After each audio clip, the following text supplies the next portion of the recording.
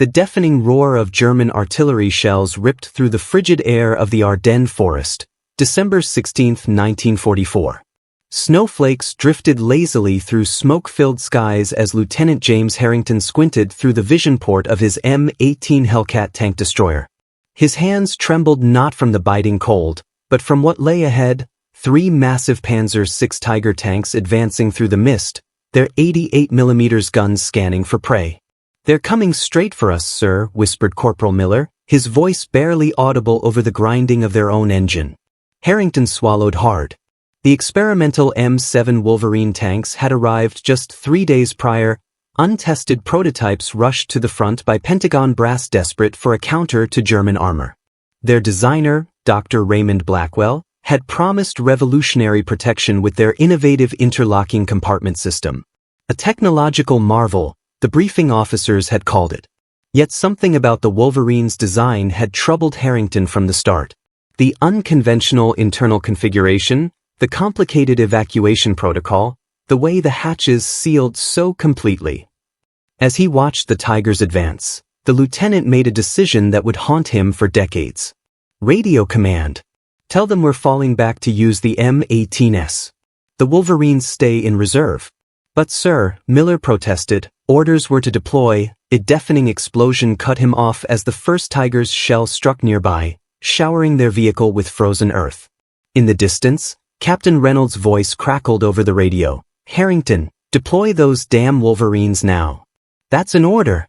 As the battlefield descended into chaos, no one yet realized that the greatest threat to American tankers that day wouldn't come from German guns, but from the fatal flaw in Dr. Blackwell's genius design. 8 months earlier, Wright-Patterson Air Force Base, Dayton, Ohio. Dr. Raymond Blackwell stood proudly before his assembled team, the blueprints of the M7 Wolverine tank spread across the workbench. At 43, Blackwell had established himself as a brilliant but controversial figure in military engineering. His wire-rimmed glasses and meticulously combed gray hair gave him the appearance of an academic, but his eyes burned with ambition. "Gentlemen, the Germans have been outgunning us since North Africa. Their Tigers are killing our boys at a rate of 6 Sherman tanks for every Tiger destroyed. What I'm proposing will change the equation entirely." The innovative honeycomb compartmentalization of the Wolverine promised unprecedented crew survival rates. By dividing the tank's interior into sealed sections with interlocking pressure doors, Blackwell theorized that an enemy shell penetration would only compromise one section, leaving the rest of the crew alive to continue fighting or escape. Major William Donovan, the military liaison assigned to Blackwell's project, remained skeptical. "The design adds weight, reduces interior space, and complicates crew movement. Our tankers need simplicity, not complexity." "With respect, Major," Blackwell countered, "your simple tanks are coffins on tracks." The tension between the two men had been building for months. Donovan, a decorated tank commander who had lost half his crew in Tunisia, favored proven solutions and incremental improvements. Blackwell saw him as a relic, resistant to innovation. What neither man knew was how their professional conflict would play out in blood on the battlefields of Europe. Lieutenant James Harrington had never planned to join the Army. The son of a Boston literature professor, he had been studying engineering at MIT when Pearl Harbor changed everything. 2 years later, his technical aptitude earned him a position as a tank platoon commander with the 2nd Armored Division. In a rare moment of quiet at his training camp in England, Harrington unfolded a crumpled letter from home. His younger brother Thomas had been killed when his Sherman tank was hit during fighting in Italy. The words blurred as he remembered their childhood, building model airplanes together, arguing over books, dreaming of the futures they would never share. "Lieutenant?" Corporal Miller appeared at the tent entrance. Only 20, with a round face that made him look even younger, Miller had become Harrington's most reliable crew member. "The new tanks are arriving tomorrow. They're saying these things are revolutionary." Harrington folded the letter carefully. "Let's hope they're better than what Tommy had." What he didn't say was that he had recognized the name of the Wolverine's designer from his college days. Blackwell had given a guest lecture at MIT, brilliant but arrogant, dismissive of students' questions, convinced of his own infallibility. The memory left Harrington uneasy. As training on the new tanks began, that unease grew. The Wolverine's interior was a claustrophobic maze of bulkheads and sealed compartments. Emergency evacuation drills took 3 times longer than in standard tanks. The intricate hydraulic system controlling the compartment doors seemed prone to jamming. "Sir, these tanks don't feel right," Miller confided after a particularly frustrating exercise. "It's like being trapped in a puzzle box." Captain Reynolds, Harrington's company commander, dismissed such concerns. "Headquarters is betting big on these beauties. They're sending a film crew to document their first engagement. This is the future of armored warfare." 2 weeks later, as the training period ended, a meteorologist noted unusual cold weather patterns forming over Europe. No one connected this gathering storm to the human tragedy it would soon frame. Hey folks, I'd love to know where you're watching this video from. Drop a comment below and let me know which part of the world you're joining us from today. The Ardennes Forest, December 14, 1944, 2 days before the German offensive, snow fell steadily as the convoy of transporters delivered the M7 Wolverines to the front. Dr. Raymond Blackwell himself had come to oversee their deployment, an unusual step that underscored the project's importance to the Pentagon. He moved between the tanks, checking details, occasionally barking orders at the maintenance crews. "These machines represent the future," he told the assembled tankers, his breath forming clouds in the frigid air. "You men have been chosen because you're the best. Together, we'll make history." Lieutenant Harrington watched silently from the back of the group. The more time he spent with the Wolverines, the more his concerns deepened. During their final training exercise, Sergeant Willis had been trapped in a compartment when a hydraulic line froze. It had taken nearly 15 minutes to free him. "Dr. Blackwell," Harrington ventured after the briefing, "I've noticed the compartment doors seem affected by extreme temperatures." "Given the current conditions," Lieutenant Blackwell interrupted, "these tanks have been tested in environmental chambers far more extreme than this little cold snap. Your job is to operate them, not critique their design." Captain Reynolds pulled Harrington aside afterward. "James, I need you fully committed to this. Blackwell has the ear of generals. These tanks are getting a full press coverage once they prove themselves in battle. With respect, sir, I'm concerned about crew safety, not publicity." Reynolds' expression hardened. "This isn't MIT, Lieutenant. This is war. We use the tools we're given." That evening, Harrington found Miller and Willis huddled around a small stove in their tent. "The compartments are death traps if we take a direct hit," Willis was saying. "Those pressure doors are too heavy. If the hydraulics fail, that's enough," Harrington interrupted. "We adapt and overcome. Willis, you'll drill your evacuation procedure until you can do it blindfolded. Miller, double-check the manual override for every door in your station." After they left, Harrington sat alone, writing a letter he hoped would never need to be sent. He detailed his concerns about the Wolverines, addressed it to his former engineering professor at MIT, and gave it to the company clerk with instructions to mail it if anything happened to him. At dawn on December 16th, radio reports of German movement at the front transformed the camp into a flurry of activity. Captain Reynolds gathered his officers in the command tent where a representative from Army Public Relations was setting up camera equipment. "This is our moment, gentlemen," Reynolds announced. "Intelligence reports multiple Tiger tanks moving through Sector 7. The Wolverines will lead our counterattack. This engagement will demonstrate American technological superiority." Harrington glanced at the PR man, who was checking light readings. "Sir, requesting permission to deploy in standard formation with the M18s providing flanking support." "Denied. The Wolverines will advance as a unit. This is a direct order from Division Command." As they departed, Dr. Blackwell caught up with Harrington outside the tent. "Lieutenant, I sense your reluctance. Let me assure you, these tanks will protect your men better than anything else on the battlefield." Their eyes met, and for a moment, Harrington glimpsed something unexpected in the older man's expression. Not arrogance, but desperate hope. "They'd better," Harrington replied. "Lives depend on it."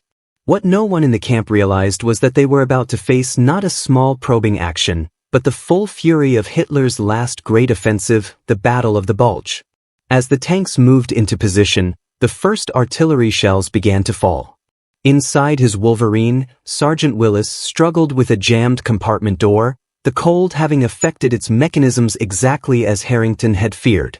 "It's not responding, sir," Willis shouted over the intercom. Before Harrington could reply, a massive explosion rocked a nearby Wolverine commanded by Lieutenant Parker. German shells had found their range. Through his periscope, Harrington watched in horror as Parker's tank began to smoke. The innovative compartment design was about to face its true test. Don't forget to like this video and subscribe to our channel.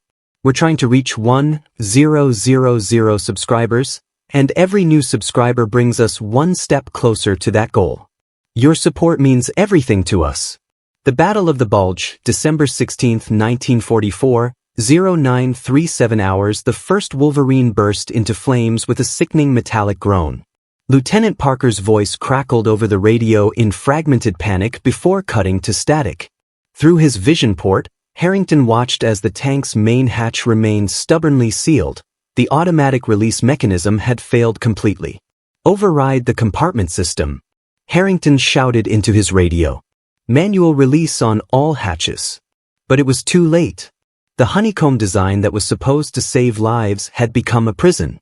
The interlocking doors, frozen by the extreme cold and damaged by the shell impact, trapped Parker and his crew as flames engulfed the interior.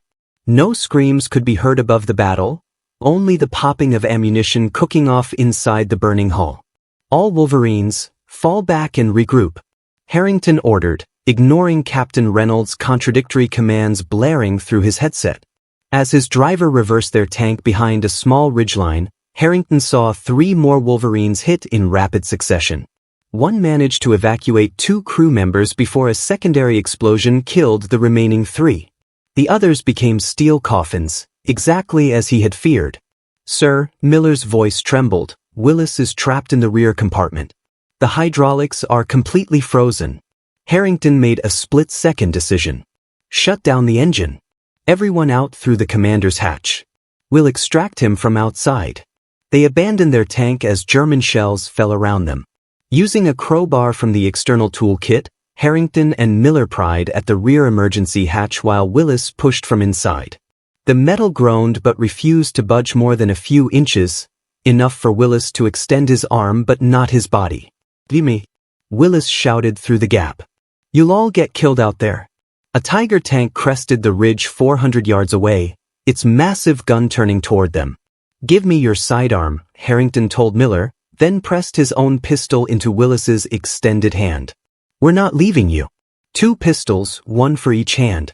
If they get to the tank before we can free you." Their eyes met through the narrow opening. Both men understood. "Sir," Willis said quietly, "it's not your fault." The Tiger fired, its shell landing 30 yards short, showering them with dirt and snow.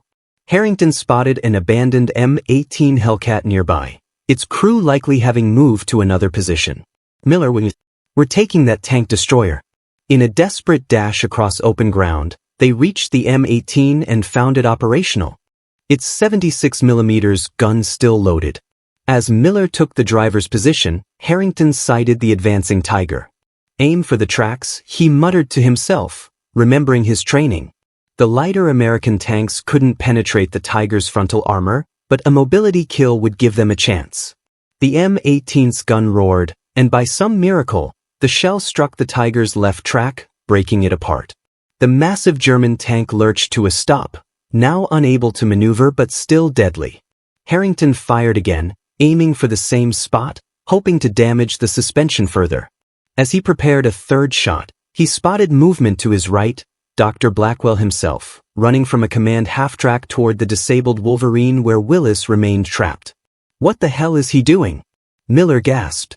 Blackwell reached the tank and began working frantically at the jammed hatch with tools from his satchel.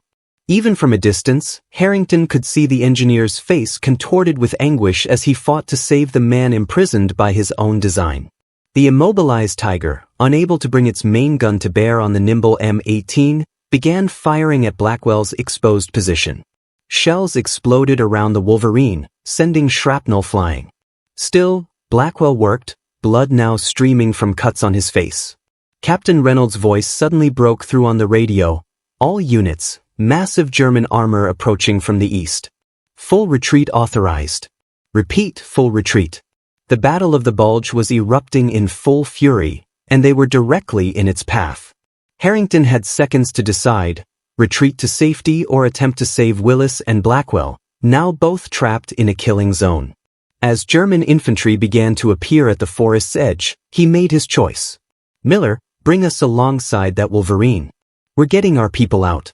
What happened next would be debated in military engineering schools for decades to come. A desperate rescue attempt, a flawed tank design facing its ultimate test, and the creator forced to confront the fatal consequences of his genius. Ardennes Forest, same day, 1,026 hours with German infantry advancing and the damaged Tiger still capable of firing, Harrington maneuvered the M18 Hellcat between the enemy and the stranded Wolverine. Using the tank destroyer as a shield, he leapt from the hatch and sprinted to where Blackwell frantically worked at the frozen compartment door. The emergency release is completely seized, Blackwell shouted, his hands bloody from the sharp metal edges. The cold has contracted the titanium alloy beyond operational parameters. Parameters? Harrington grabbed the engineer's shoulder. There's a man dying in there because of your parameters. Their eyes met, and for the first time, Harrington saw the full weight of responsibility crash down on Blackwell. The brilliant engineer had become a haunted man. I never tested below -15 degrees, Blackwell whispered. The Pentagon pushed for deployment before winter testing was complete. A German bullet pinged off the hull inches from their heads. Miller, Harrington shouted, covering fire. As Miller swiveled the M18's machine gun toward the approaching infantry, Harrington made a desperate decision. From the Wolverine's external toolkit, he grabbed a thermite grenade, normally used for destroying sensitive equipment before capture. Everyone back. He pulled Blackwell away, placed the grenade precisely against the hatch's hinges, and ignited it. The thermite burned at over 4,000 degrees, melting through the frozen metal. When the blinding reaction subsided, Harrington and Blackwell pulled the partially melted hatch open enough to drag Willis out, unconscious from smoke inhalation but alive. Get him to the Hellcat, Harrington ordered as mortar shells began landing around them. They retreated successfully, joining the American forces falling back to prepared positions. The Battle of the Bulge had begun in earnest, and the much-heralded Wolverine tanks had failed catastrophically in their first engagement. 3 months later, Washington, D.C., Pentagon hearing room 4B, 17 men dead. 11 tanks lost. 0 enemy vehicles destroyed. General Walton read from the report, his voice echoing in the Stark hearing room. Would someone care to explain how our revolutionary tank design became our worst disaster since Kasserine Pass? Dr. Blackwell sat alone at the witness table. Gone was the arrogant innovator, replaced by a man who had aged years and months. Bandages still covered burns on his hands from his desperate rescue attempt. The compartmentalization concept was sound, he said quietly. But I prioritized protection over escape. I failed to adequately account for real-world conditions. In the back of the room, Lieutenant Harrington watched silently. His testimony would come later, but for now, he observed the man whose design had killed his friends. Captain Reynolds had been relieved of command. The Army Public Relations team that had planned to document the Wolverine's triumph had instead buried all footage of the disaster. The Pentagon wanted no record of its rush to deploy improved technology. Lieutenant, a voice spoke softly beside him. Harrington turned to find Sergeant Willis, still walking with a cane from his injuries. I wasn't sure you'd come. I had to, Harrington replied. For the men we lost. After the hearing, Harrington found Blackwell sitting alone on a bench outside the Pentagon, staring at the Potomac River. They're scrapping the program, Blackwell said without looking up. Everything I've worked for. Gone. Those men are gone too, Harrington replied, his voice tight with restrained anger. Parker, Rodriguez, Thompson. They trusted your design. Blackwell finally looked up, his eyes hollow.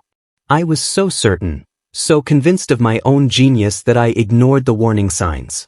The initial cold weather tests showed problems with the hydraulics, but I attributed it to testing errors. He paused. Your concerns about the evacuation protocols were valid. I should have listened. Yes, you should have. An uncomfortable silence stretched between them until Blackwell spoke again. I've been offered a position designing refrigeration systems for commercial shipping. No more weapons. He gave a bitter laugh. Apparently, understanding how things freeze is suddenly my expertise. 1 year later, Arlington National Cemetery, Section 12 snow fell gently as Harrington placed small stones on each of the graves. The Wolverine disaster had largely been forgotten by the public as the war in Europe ended and attention shifted to the Pacific. But for those who had been there, the memories remained razor-sharp. I still dream about it, Miller said, standing beside him. Now a civilian again, Miller had returned to his family's farm in Iowa. Being trapped, pounding on doors that won't open. Me too, Harrington admitted. They walked slowly through the quiet cemetery until they reached a small figure standing alone at a distant grave. Dr. Raymond Blackwell placed flowers before a headstone, then stood with bowed head. He comes every month, Miller observed. Visits each of them. Harrington had not spoken to Blackwell since the hearings. The engineer had sent letters of apology to the families of every man lost, enclosing his military consultant's salary as reparation. It couldn't bring back the dead, but it had paid for children's educations and widows' homes. As they watched, Blackwell turned and saw them. After a moment's hesitation, he walked slowly in their direction. Lieutenant, Corporal. He nodded, uncertain of his welcome. It's just James and Peter now, Harrington replied. We're civilians too. I've been developing a new emergency evacuation system, Blackwell said hesitantly. For commercial aircraft. It prioritizes simplicity and redundancy. I wondered if you might be willing to review it. Harrington studied the man who had once been so confident, now humbled by tragedy. But, because you saw what I couldn't, Blackwell answered simply. You understood that theoretical perfection means nothing if it fails in real-world conditions. And because, his voice faltered, because I owe it to them. He gestured toward the graves. As they walked together through the snow, Harrington realized that the disaster had transformed them all. Willis, now teaching tank maintenance at Fort Knox. Miller, applying engineering principles to improve his family farm. Blackwell, redirecting his genius towards saving lives rather than armoring them. And himself, starting a small engineering firm focused on safety systems, hiring veterans who understood that behind every technical specification was a human life at stake. The Wolverine tanks had been melted down, their steel repurposed for peacetime construction. But the lessons of their failure would endure, written not in metal but in the changed souls of those who had survived them. Arlington National Cemetery, 1963, Memorial Day, an aging James Harrington stood before the small monument finally erected to honor the men lost in the Wolverine disaster. After years of classified status, the story had finally been declassified, allowing public recognition of the sacrifice these men had made. Beside him stood Raymond Blackwell, now in his 70s, his once dark hair completely white. The two men had formed an unlikely partnership in the decades since that fateful day in the Ardennes forest. Their safety consulting firm had revolutionized evacuation protocols for everything from commercial aircraft to nuclear submarines. Their cardinal rule: no design survives first contact with reality. They would be proud, Blackwell said quietly, of what their sacrifice eventually taught us. Harrington nodded. Not just about engineering, but about hubris. About the cost of rushing innovation. As they turned to leave, a young military cadet approached them tentatively. Excuse me, sirs. Are you the Harrington and Blackwell? From the textbook case study? Both men smiled sadly. Their failure had indeed become a standard teaching example in military engineering programs worldwide. The lesson isn't that innovation is dangerous, Harrington told the young cadet. It's that human factors must always come before theoretical elegance. Remember that when you design your first system, the greatest battles are not just fought with weapons but with humility, wisdom, and the courage to face our failures. From the ashes of the Wolverine disaster came safety standards that would save countless lives in the decades that followed, a redemption forged in tragedy and sealed by the bonds between those who survived to learn from it. If you found this story of engineering disaster and human resilience fascinating, be sure to subscribe for more hidden histories from World War II. Next week, we'll explore how a single navigation error changed the course of the Pacific War. Leave a comment below with which overlooked military technology you'd like us to cover next. Until then, remember that history's greatest lessons often come from its most painful failures.